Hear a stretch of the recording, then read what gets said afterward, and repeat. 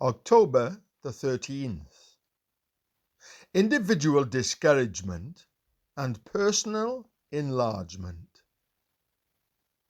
Moses went out unto his brethren and looked on their burdens.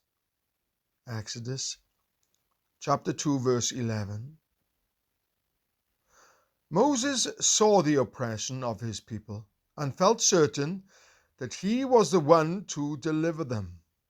And in the righteous indignation of his own spirit, he started to right their wrongs. After the first strike for God and for the right, God allowed Moses to be driven into blank discouragement. He sent him into the desert to feed sheep for 40 years. At the end of that time, God appeared and told Moses to go and bring forth his people. And Moses said, "Who am I that I should go?" In the beginning, Moses realized that he was the man to deliver the people, but he had to be trained and disciplined by God first. He was right in the individual aspect, but he was not the man for the work until he had learned communion with God. We may have the vision of God and a very clear understanding of what God wants, and we start to do the thing. Then comes something equivalent to the 40 years in the wilderness, as if God had ignored the whole thing.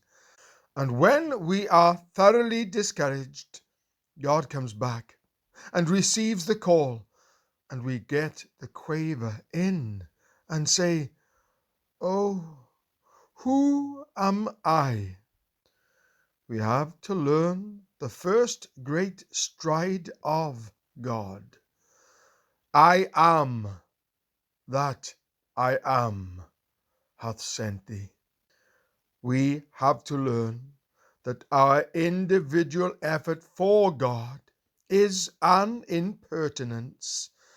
Our individuality is to be rendered incandescent by a personal relationship to God.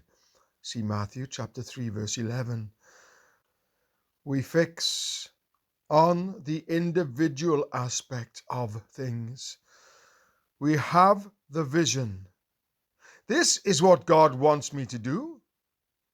But we have not got into God's stride.